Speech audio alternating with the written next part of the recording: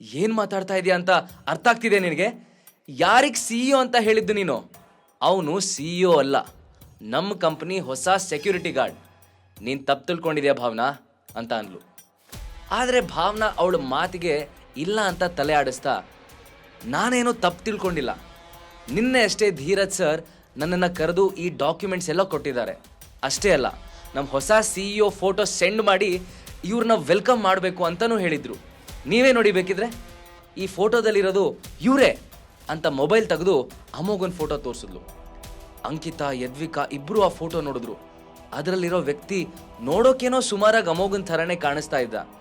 ಆದರೆ ಇಷ್ಟು ದೊಡ್ಡ ಮೀಡಿಯಾ ಕಂಪನಿ CEO ಇಷ್ಟು ಸಿಂಪಲ್ ಆಗಿ ಒಂದು ಮುರಿದೋಗಿರೋ ಬೈಕಲ್ಲಿ ಬರಕ್ಕೆ ಹೇಗೆ ಸಾಧ್ಯ? ಇದು ಮಾತ್ರ ಯಾರಿಗೂ ಅರ್ಥವಾಗಲಿಲ್ಲ. ಯದ್ವಿಕಾ ಅಂತೂ ಭಾವನನ ಮಾತನ್ನ ಈಗಲೂ ನಂಬಕ್ಕೆ ರೆಡಿನೇ ಇರಲಿಲ್ಲ. ನೋ, ನಾನು ಇದನ್ನ ನಂಬಲ್ಲ. ನನಗೆ ಈ ಹುಡುಗ ಚೆನ್ನಾಗಿ ಗೊತ್ತು. ಇವನು ನನ್ನ ಹಳೆ ಕ್ಲಾಸ್ಮೇಟ್. ಇವನ ಹೆಸರು ಅಮೋಘ್ ಅಂತ. ಇವನು CEO ಆಗಿರೋಕ್ಕೆ ಸಾಧ್ಯನೇ ಇಲ್ಲ. ಯದ್ವಿಕಾ ಮಾತುಗಳನ್ನ ಕೇಳಿದ ಭಾವನಾ ಸ್ಮೈಲ್ ಮಾಡ್ತಾ, ಹಾಗಿದ್ರೆ ನನ್ನ ಗೆಸ್ ಕರೆಕ್ಟ್ ಆಗೇ ಇದೆ, ಇವರೇ ನಮ್ಮ ಹೊಸ CEO. ಯಾಕಂದ್ರೆ ನಿನ್ನೆ ಧೀರಜ್ ಸರ್ ಹೇಳಿದ್ ಕೂಡ ಇದನ್ನೇ. ಅವರು ನನ್ನ ಹತ್ರ ಹೊಸ CEO ಅಮೋಘ್ ಅಂತ ಹೇಳಿದ್ರು. ಅಷ್ಟಕ್ಕೂ ಈ ಫೋಟೋ 3 ವರ್ಷ ಹಳೇದು. ಸೊ ನ್ಯಾಚುರಲ್ ಆಗಿ ಈಗ ಇವರು ಡಿಫ್ರೆಂಟ್ ಆಗೇ ಕಾಣಿಸ್ತಾರೆ. ಬೇಕಿದ್ರೆ ನೀವೇ ನೋಡಿ ಅಂತ ಹೇಳಿ ಅವಳು ತನ್ನ ಬ್ಯಾಗಿಂದ ಒಂದಷ್ಟು ಫೈಲ್ಸ್ ತೆಗೆದು ಅಂಕಿತಾ ಕೈ ಕೊಟ್ಲು. ಮೊದಲೇ ಗಾಬರಿಯಾಗಿದ್ದ ಅಂಕಿತಾ ಈಗಂತೂ ಇನ್ನಷ್ಟು ಟೆನ್ಷನ್ ಮಾಡಿಕೊಂಡು ಆ ಫೈಲ್ಸ್ ಎಲ್ಲ ಬೇಗ ಟರ್ನ್ ಮಾಡಿದ್ಲು. ಭಾವನಾ ಹೇಳಿದ್ದು ಕರೆಕ್ಟ್ ಆಗೇ ಇತ್ತು. ಆ ಫೈಲಲ್ಲಿ ದೊಡ್ಡದಾಗಿ ಅಮೋಘನ ಹೆಸರು ಬರೆದಿತ್ತು. ಅದನ್ನ ನೋಡಿದ್ಮೇಲಂತೂ ಅಂಕಿತಾ ಮುಖ ಪೂರ್ತಿಯಾಗಿ ಬೆಳಚ್ಕೊಂತು. ಅವಳ ಹತ್ರ ಈಗ ತಮ್ಮ ಎದುರಿಗೆ ನಿಂತಿರೋ ವ್ಯಕ್ತಿನೇ ಹೊಸ CEO ಅಂತ ನಂಬೋದನ್ನ ಬಿಟ್ಟು ಬೇರೆ ಆಪ್ಷನ್ನೇ ಇರಲಿಲ್ಲ. ಅವಳು ಸ್ಲೋಲಿ ಅಮೋಘನ ಹತ್ರ ಹೋಗಿ ತಲೆ ತಗ್ಸಿ ನಿಂತ್ಕೊಂಡ್ಲು. I am so sorry sir, ನೀವು ಯಾರು ಅಂತ ಗೊತ್ತಿಲ್ಲದೇನೆ ನಾನು ಏನೇನೋ ಮಾತಾಡ್ಬಿಟ್ಟೆ. ಪ್ಲೀಸ್ ಇದೊಂದ್ಸಲ ಕ್ಷಮಿಸಿ ಸರ್, ಇನ್ಯಾವತ್ತೂ ನನ್ನಿಂದ ಇಂಥ ತಪ್ಪು ನಡೆಯಲ್ಲ. ಅವಳು ಹಾಗೆ ಮಾಡಿದ್ದು ನೋಡಿದ್ದೆ ಯದ್ವಿಕಾ ಕೂಡ ಅಮೋಘನ ಹತ್ರ ಓಡ್ ಬರ್ತಾ, mister Aras, I am sorry, ಏನೋ ತಿಳಿದೆ ತಪ್ಪು ಮಾಡಿಬಿಟ್ಟೆ. ಪ್ಲೀಸ್ ನನ್ನ ಮೇಲೆ ಕೋಪ ಮಾಡ್ಕೋಬೇಡಿ, ಇನ್ನು ಮುಂದೆ ನಾನು ಯಾವತ್ತೂ ಹೀಗೆ ಮಾಡಲ್ಲ ಅಂತ ಅಂದ್ಲು. ಅಮೋಘ್ ಅವ್ರು ಯಾರ ಮಾತಿಗೂ ರಿಯಾಕ್ಟ್ ಮಾಡಲಿಲ್ಲ. ಬದಲಿಗೆ ಟೈಮ್ ನೋಡಿ ಭಾವನಾ ಜೊತೆ ಆಫೀಸ್ ಕಡೆ ಹೊರಟ.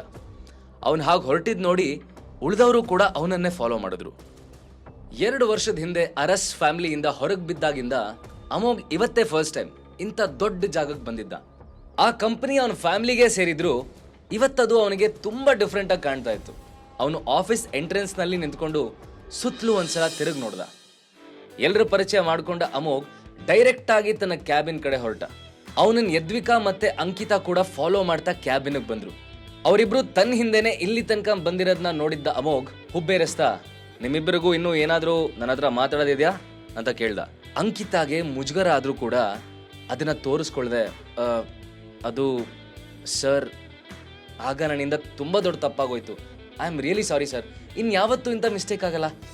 ಮತ್ತೆ ಯದ್ವಿಕಾ ಕಾಂಟ್ರಾಕ್ಟ್ ಸೈನ್ ಮಾಡೋದ್ರ ಬಗ್ಗೆ ಅಂತ ಹೇಳಿ ತನ್ನ ಮಾತನ್ನ ಅಲ್ಲೇ ಪಾಸ್ ಮಾಡಿ ಅಮೋಘನ್ ಮುಖ ನೋಡಿದ್ಲು. ಅಮೋಘ್ ಏನೂ ಅರ್ಥ ಆಗದಿರೋ ಥರ, ಕಾಂಟ್ರಾಕ್ಟ್ ಸೈನಾ? ಯಾವ ಕಾಂಟ್ರಾಕ್ಟ್ ಅಂತ ಕೇಳ್ದ. ಆಗ ಯದ್ವಿಕಾ ಮಧ್ಯೆ ಬಾಯಿ ಹಾಕಿ, ಮಿಸ್ಟರ್ ಅರಸ್, ಇಷ್ಟು ಬೇಗ ಮರ್ತ್ಬಿಟ್ರಾ? ಆಗ್ಲೇ ಹೇಳಿದ್ನಲ್ಲ ಇವತ್ತು ನನ್ನ ಕಾಂಟ್ರಾಕ್ಟ್ ಸೈನ್ ಇದೆ ಅಂತ. ಇನ್ಫ್ಯಾಕ್ಟ್ ನಾನಿವತ್ತು ಇಲ್ಲಿಗೆ ಬಂದಿದ್ದೆ ಆ ಕೆಲ್ಸಕ್ಕೆ ಅಂತ ನೆನಪು ಮಾಡೋದಕ್ಕೆ ಟ್ರೈ ಮಾಡಿದ್ಲು. ಅಷ್ಟೊತ್ತು ಟೇಬಲ್ ಮೇಲಿದ್ದ ಒಂದೊಂದೇ ಫೈಲ್ಸ್ನ ಚೆಕ್ ಮಾಡ್ತಿದ್ದ ಅಮೋಘ್ ಅವಳು ಮಾತು ಕೇಳಿ ಅದನ್ನ ಕ್ಲೋಸ್ ಮಾಡ್ದ. ಅವನು ಏನೂ ಮಾತಾಡದೇ ಇದ್ರು ತನ್ನ ಚೇರಿಗೆ ಹೊರಗಿ ಅವರಿಬ್ಬರನ್ನೇ ನೋಡ್ತಾ ಸ್ಮೈಲ್ ಮಾಡ್ದ. ಆದ್ರೆ ಆ ಸ್ಮೈಲ್ ಅರ್ಥ ಏನು ಅಂತ ಅವರಿಬ್ರಿಗೂ ಗೊತ್ತಾಗ್ಲಿಲ್ಲ.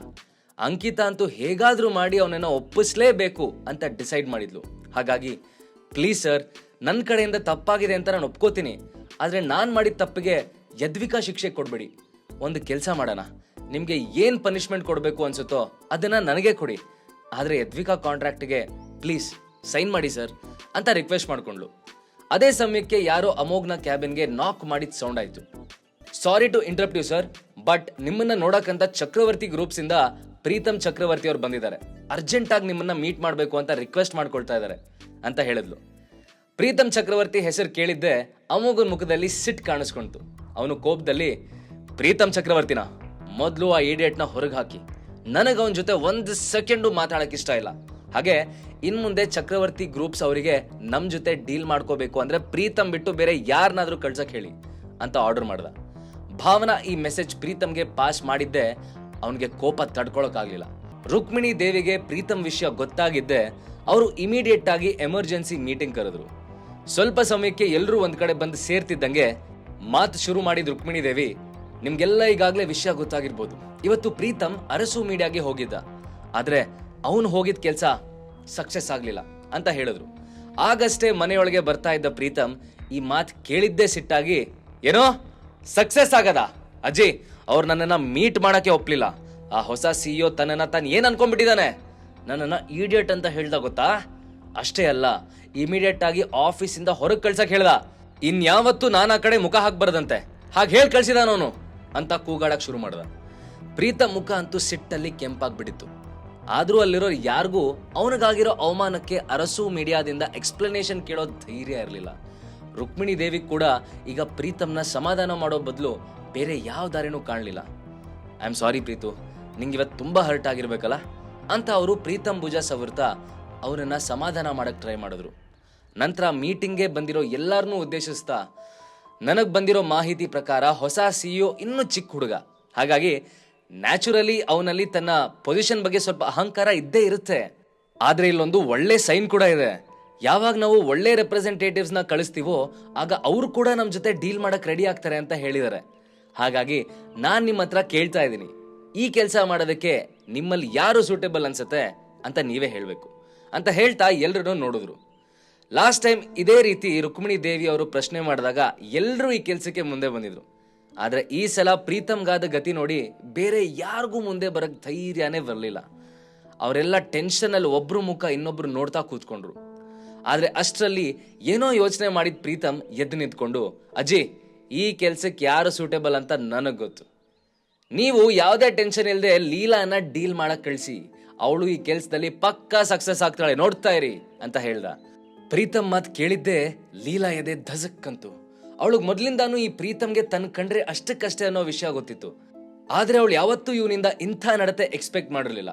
ಈಗ ಎಲ್ಲರ ಕಣ್ಣು ತನ್ ಮೇಲೆ ಇದೆ ಅನ್ನೋದು ಗೊತ್ತಾಗಿ ಅವಳಿಗೆ ಹೇಗ್ ರಿಯಾಕ್ಟ್ ಮಾಡ್ಬೇಕು ಅಂತಾನೆ ಗೊತ್ತಾಗ್ಲಿಲ್ಲ. ಅವಳು ರುಕ್ಮಿಣಿ ದೇವಿ ಹತ್ರ ತನ್ನಿಂದ ಈ ಕೆಲ್ಸ ಆಗಲ್ಲ ಅಂತ ಹೇಳಕ್ ಟ್ರೈ ಮಾಡಿದ್ಲು. ಆದ್ರೆ ಅವಳಿಗಾಗ್ತಿರೋ ಗಾಬರಿಗೆ ಬಾಯಿಂದ ಒಂದು ಪದನೂ ಹೊರಡ್ಲಿಲ್ಲ. ಲೀಲಾ ಹೇಗಾದ್ರೂ ಮಾಡಿ ಈ ಸಮಸ್ಯೆಯಿಂದ ಹೊರಗ್ ಬರ್ಬೇಕು ಅಂತ ಯೋಚನೆ ಮಾಡ್ತಾ ಇರುವಾಗ್ಲೇ ಪ್ರೀತಮ್ ಮತ್ತೆ ಬಾಯ್ ಹಾಕ್ದ. ಐ ನೋ ಲೀಲಾ, ನಿನಗಿದನ್ನ ಮಾಡೋದಕ್ಕೆ ಕಷ್ಟ ಅನ್ನಿಸ್ಬಹುದು, ಆದ್ರೆ ಅಜ್ಜಿ ನಿನಗೊಂದ್ ಚಾನ್ಸ್ ಕೊಡ್ಬೇಕು ಅಂತ ಅನ್ಕೊಂಡಿದ್ದಾರೆ. ನಿನ್ನ ಕಂಪನಿ ದಿವಾಳಿ ಆಗಕ್ ಬಂದಿರೋ ವಿಷಯ ನಮ್ಮೆಲ್ರಿಗೂ ಗೊತ್ತು. ಇನ್ನು ನಿನಗೆ ಅದೆಷ್ಟೋ ಕೋಟಿ ಹಣ ಬೇಕಂತ ಹೇಳ್ತಿದ್ದಲ್ಲ, ಅದನ್ನ ನಾವು ಕೊಡ್ತೀವಿ. ಅದರ ಬದಲಾಗಿ ನೀನು ಈ ಡೀಲ್ ಕ್ರ್ಯಾಕ್ ಮಾಡಬೇಕು. ಒಂದ್ ವೇಳೆ ನೀನೇನಾದ್ರೂ ಇದರಲ್ಲಿ ಸಕ್ಸಸ್ ಆದ್ರೆ ನಿನ್ನ ಕಂಪ್ನಿನ ಉಳಿಸ್ಕೊಡೋ ಜವಾಬ್ದಾರಿ ನಮ್ದು ಅಂತಂದ ಪ್ರೀತಮ್. ಹಾಗಾದ್ರೆ ಪ್ರೀತಮ್ನ ಈ ಆಫರ್ಗೆ ಲೀಲಾ ಉತ್ತರ ಏನು? ಕೊನೆಗೂ ಅವಳಿಗೆ ಅರಸು ಮೀಡಿಯಾದ ಹೊಸ ಸಿಇಒ ಯಾರು ಅಂತ ಗೊತ್ತಾಗುತ್ತಾ? ಹಾಗಾದ್ರೆ ಈಗಲೇ ಡೌನ್ಲೋಡ್ ಮಾಡಿ ಪಾಕೆಟ್ FM ಮತ್ತು ಕೇಳಿ ಅರಸು.